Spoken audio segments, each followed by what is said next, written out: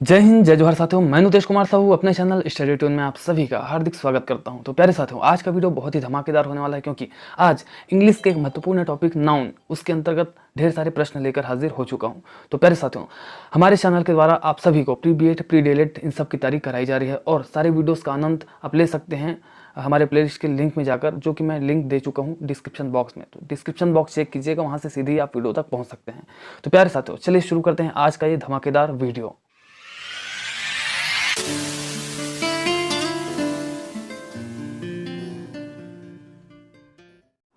First question साथियों, I decided to catch the bus because I was late.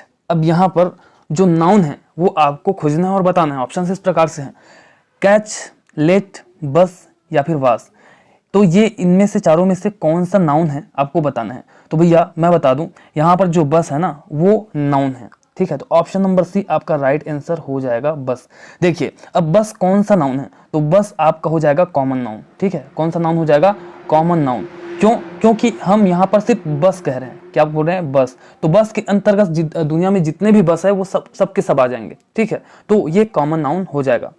अगर हम बोलते, मान लीजिए कोई ट्रेवल्स या फिर कोई बस का नाम है, मान लो जागीरदार बस, ठीक है। बस का नाम जागीरदार या फिर भारत बस है, या कोई सा भी आपके इलाके में जो भी बस चलता है, तो उसका पर्टिकुलर नाम बोले तो वो हो जाएगा प्रॉपर नाउन। क्योंकि प्रॉपर के अंतर्गत पर्सनली किसी नाम को लिया जाता है। जैसे कि मैं अगर नुतेश साहू हो गया तो नुतेश हो गया ना, तो ये प्रॉपर नाउन के अंदर आ जाएगा। और मैं क्या हूँ? लड़का हूँ, है ना, या फिर आदमी हूँ, तो मैन हो गया या फिर बॉय, ये कॉमन नाउन के अंतर्गत आ जाएगा। क्योंकि बॉय में दुनिया के जितने भी लड़के हैं सब आ जाएंगे, है ना। लेकिन नुतेश बोल दिया जाए तो प्रॉपर हो जाएगा, क्योंकि प्रॉपर उसका एक नेम है। तो प्यारे साथियों, जो बस है वो कॉमन नाउन आपका हो जाएगा, क्योंकि दुनिया के सभी बस इसके अंतर्गत आ जाएंगे, ठीक है। समझ पाए ना आप? चलिए देख लेते हैं अगला प्रश्न। अगला प्रश्न है साथियों, he has bought a new car. तो यहां पर आपका नाउन क्या है आपको बताना है। ऑप्शन है बॉट, न्यू, ही, कार, ठीक है। तो यहां पर जो बॉट है, बॉट इज अ वर्ब, तो नाउन नहीं है भैया। न्यू ये आपका क्या है? विशेषण है ना। ही जो है वो आपका हो जाएगा प्रोनाउन, सर्वनाम है। तो बचा कौन? Option number D, car. तो कार जो है वो आपका नाउन है। कौन सा नाउन है? तो जस्ट मैंने पहले बताया आपको कि ऐसा शब्द जिसके अंतर्गत सभी चीजें उससे रिलेट करता है, तो वो प्रॉपर वो कॉमन नाउन कहलाता है। तो यहाँ पर देखिए जो कार वर्ड है ना, इसके अंतर्गत दुनिया के सभी कार आ जाएंगे, ठीक है। मान लीजिए मैं मारुति बोल दिया तो ये प्रॉपर नाउन हो जाएगा। देखिए मारुति भी कार है ना, तो मारुति कार बोल दिया तो वो प्रॉपर नाउन हो गया, ठीक है। लेकिन यहाँ पर सिर्फ कार है, वर्ड क्या है? Car only. तो कार के अंतर्गत दुनिया के सभी कार आ जाएंगे, है ना। तो इस कारण से ये जो कार है वो कॉमन नाउन हो जाएगा, ठीक है साथियों। तो यहाँ पर कार जो है वो क्या है? नाउन है। और कौन सा नाउन है? कॉमन नाउन है। चलिए देख लेते हैं अगला प्रश्न। अगला प्रश्न है, those scissors belong to her. तो यहाँ पर इस सेंटेंस में आपका नाउन क्या है वो बताना है। सीजर्स है, दोज है, हर है, या फिर नन ऑफ द अबव। तो यहाँ पर देखिए सीजर्स मतलब कैंची, आप समझ गए ना। और यहाँ पर दोज ये तो आपका सर्वनाम है, प्रोनाउन है। हर भी क्या है? प्रोनाउन है, ठीक है। तो बचा कौन? सीजर्स। तो यही आपका क्या है? ये नाउन हो जाएगा, ठीक है। और कौन सा नाउन? कॉमन नाउन हो जाएगा, क्योंकि सीजर्स के अंतर्गत दुनिया के सभी कैंची आ जाएंगे, सीजर्स आ जाएगा, ठीक है। तो इस कारण से ये जो है आपका कॉमन नाउन हो जाएगा। चलिए देख लेते हैं अगला प्रश्न। अगला प्रश्न साथियों, his father give me a book for my birthday. तो ये यहाँ पर गेम नहीं बल्कि ये गिव है ना, थोड़ा सा मिस्टेक है। इसमें कितने नाउन है आपको बताना है। ऑप्शन इस प्रकार से है, 1 नाउन है, 2 नाउन है, 3 नाउन है, या फिर 4 नाउन है। तो प्यारे साथियों, यहाँ पर देखिए, यहाँ पर एक बुक हो गया आपका, है ना। ये बुक जो है आपका नाउन है, ओके। और यहाँ पर जो है फादर, ये जो है आपका नाउन है, ठीक है। तो यहाँ पर 2 नाउन है, तो ऑप्शन नंबर बी आपका राइट आंसर हो जाएगा, 2 नाउन, ठीक है। फादर और बुक यहाँ पर नाउन है। कौन सा नाउन है? ये बुक भी है, देखिए आपका कॉमन नाउन है। क्या है? कॉमन नाउन, ठीक है। और फादर भी कॉमन नाउन है, क्योंकि बुक अगर बोल दिए, बुक ऐसा शब्द है जिसके अंतर्गत दुनिया के सारे बुक्स आ जाएंगे। और जो फादर है वो भी एक ऐसा शब्द है जिसके अंतर्गत दुनिया के सभी फादर्स आ जाएंगे, ठीक है। तो चलिए देख लेते हैं अगला प्रश्न। अगला प्रश्न है, please put the book on the desk. ठीक है, तो यहाँ पर आपको बताना है कितने नाउन हैं। 1 है, 4 है, 3 है, या फिर 2 है। तो प्यारे साथियों, बुक और डेस्क, ठीक है, ये 2 नाउन है आपके, और दोनों के दोनों कॉमन नाउन है। बुक बोल दे तो दुनिया के सारे बुक्स आ जाएंगे, डेस्क बोल गए तो दुनिया के जितने भी डेस्क हैं वो उसके अंतर्गत आ जाएंगे, ठीक है। तो ये दोनों जो है नाउन है, और कौन सा नाउन है? कॉमन नाउन है। तो यहाँ पर 2 नाउन है, तो आप आंसर टिक करेंगे ऑप्शन नंबर डी, 2 नाउन, ठीक है। चलिए देख लेते हैं अगला प्रश्न। अगला प्रश्न है साथियों, करेक्ट द फॉलोइंग सेंटेंसेस। यहाँ पे करेक्ट करना है आपको, है ना, लेकिन यहाँ पर करेक्ट जो दिया है उसी को टिक करना है आपको, ठीक है। Her hairs are curly, her hair are curly, her hair is curly. तो यहाँ पर क्या होगा, देखिए जो हेयर है ना आपका, है ना, जो हेयर है आपका वो अनकाउंटेबल नाउन है ना, अनकाउंटेबल के अंतर्गत आता है ना, क्योंकि गिन नहीं सकते उसको। लेकिन ये आपका हमेशा सिंगुलर फॉर्म में आता है, ठीक है। हेयर जो है सिंगुलर फॉर्म में यूज होता है जो हेयर शब्द है, इस कारण से इसमें आर हेल्पिंग वर्ब नहीं लगेगा। यहाँ पर देखिए आर है, यहाँ पर भी देखिए आर है, तो आर जो है आपका यू और बहुवचन के लिए लगता है ना, तो यहाँ पर बहुवचन है नहीं, ना ही यू है, तो यहाँ पे क्या लगना चाहिए, इस लगना चाहिए। तो यहाँ पर देखिए हर हेयर इस कर्ली, तो ये आपका राइट सेंटेंस हो जाएगा, तो इसी को आपको टिक करना है। अगला प्रश्न है साथियों, choose the following correct sentences. जो करेक्ट है आपका सेंटेंस उसी को चयन करना है। यहाँ पर थोड़ा प्रश्न गलत लिखा हुआ है ना, yours faithfully, your faithfully, yours faithfully. तो यहाँ पर क्या आएगा, तो ऑप्शन नंबर 3 जो है आपका राइट आंसर हो जाएगा। आपने लेटर लिखा होगा, है ना, ऑफिशियल लेटर अपने प्रिंसिपल को, तो आपने लिखा होगा योर्स ऑबिडेंटली ऐसा, ठीक है। तो यहाँ पर योर्स फेथफुली हो जाएगा, ये वाला सही हो जाएगा, ठीक है, ऑप्शन नंबर 3। यहाँ पर भी आपको करेक्ट सेंटेंस चूज करना है। तो I want to purchase 10 books, I want to purchase 10 book, I want to purchase 10 books, ठीक है। तो यहाँ पर देखिए यहाँ तक आई वांट टू परचेज 10 तक ठीक है। बुक्स देखिए, बुक्स जो बहुवचन है, क्योंकि 10 है मतलब एक से अधिक है, मतलब वो बहुवचन है, तो बुक्स बहुवचन के लिए ऐसे लिखा जाता है, बुक के बाद एस डलता है, ना कि ई एस। तो ई एस डला हुआ है तो ये नहीं होगा। और यहाँ पर देखिए 10 है, 10 बुक्स होना चाहिए, बहुवचन, बुक ओनली बुक है यहाँ पे, ठीक है, ये भी गलत। बचा कौन, ऑप्शन नंबर सी। तो I want to purchase 10 books, तो यहाँ पर बिल्कुल परफेक्ट है, करेक्ट है ये सेंटेंस, तो यही आपका राइट आंसर हो जाएगा। चलिए देख लेते हैं अगला प्रश्न। अगला प्रश्न साथियों, यहाँ पर भी आपको जो राइट सेंटेंस है उसी को चयन करना है।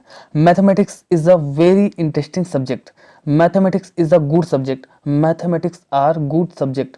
तो देखिए यहाँ पर जो मैथमेटिक है ना, यहाँ पर एस लगा हुआ है, देख रहे हैं आप लास्ट में एस, तो बहुवचन मत समझना पहली बात। जैसे कि मैथमेटिक्स है, फिजिक्स है, इकोनॉमिक्स है, ठीक है, तो ये ऐसे सब्जेक्ट हैं जिसके लास्ट में एस लगता है, परंतु ये बहुवचन होता नहीं है ना। तो मैथमेटिक्स जो है आपका बहुवचन नहीं होगा, है कि नहीं, तो आर बिल्कुल नहीं लगेगा। तो यहाँ पर मैथमेटिक्स ठीक है, यहाँ पर अगर इस होता तो ये सही सेंटेंस होता, लेकिन आर लगा हुआ है, इस कारण से ये आपका गलत सेंटेंस है।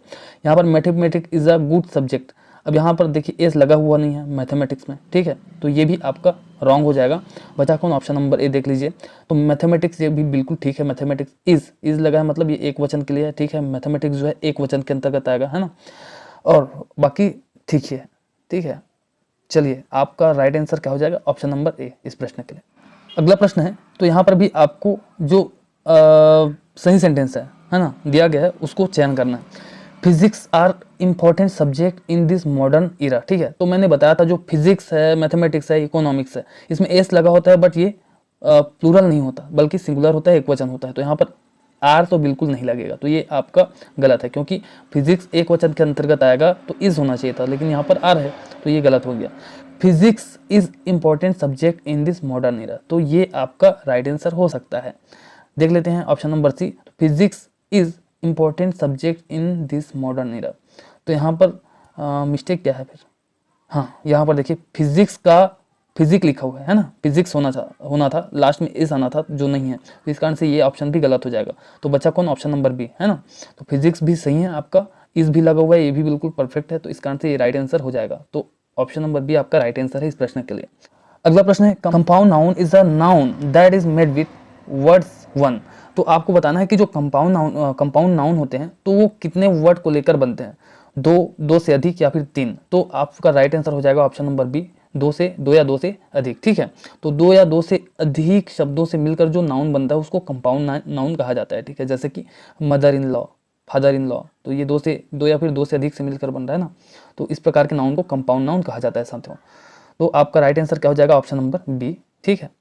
अगला प्रश्न है, there are 2 noun in the sentence. तो सेंटेंस क्या है, प्लीज पास द वॉल। तो यहाँ पर कितने सेंटेंस, मतलब ये बोला जा रहा है कि इस सेंटेंस में 2 नाउन हैं, तो ये सही है कि गलत आपको बताना है। तो देख लेते हैं, प्लीज पास द बाल, तो यहाँ पर मात्र बाल जो है वो आपका नाउन है, वो भी कॉमन नाउन है ना, तो एक नाउन मात्र है, इस कारण से ये सेंटेंस यहाँ पर बोला जा रहा है ना कि यहाँ पर इस सेंटेंस में 2 नाउन है करके, तो बिल्कुल गलत है, तो फॉल्स आप लगा दीजिए, ठीक है, क्योंकि यहाँ पर एक मात्र नाउन है, वो भी बॉल, ठीक है।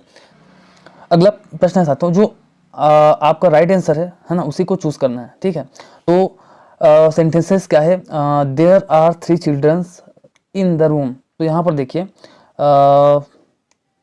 चिल्ड्रंस, ये आपका गलत हो जाएगा, क्योंकि जो चिल्ड्रन है ना, चिल्ड्रंस नहीं होते, चिल्ड्रन होते। चाइल्ड एक वचन होता है, उसका बहुवचन चिल्ड्रन होता है। तो चिल्ड्रन खुद अपने आप में बहुवचन है, तो उसमें एस लगा के क्या करेंगे, गलत हो जाएगा। तो यहाँ पर देखिए चिल्ड्रन में आपका एस लगा हुआ है कि नहीं, तो ये चिल्ड्रन मात्र एस नहीं रहता, चिल्ड्रन ऐसा होता तो ये सही हो जाता, बट यहाँ पे चिल्ड्रन में एस लगा हुआ है उसको प्लूरल बनाने के लिए, जबकि वो पहले से ही प्लूरल फॉर्म होता है चिल्ड्रन, तो ये गलत हो जाएगा।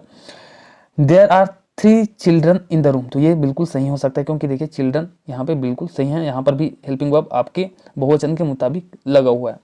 There are 3 childrens in the room, तो यहाँ पर देखिए, यहाँ पर भी ये चिल्ड्रंस ऐसा बना दिया गया है, ES लगा दिया गया है, तो ये भी आपका गलत हो जाएगा। तो कौन सही हुआ, ऑप्शन नंबर बी राइट है, तो बिल्कुल यही आपका आंसर हो जाएगा। अगला प्रश्न देख लेते हैं।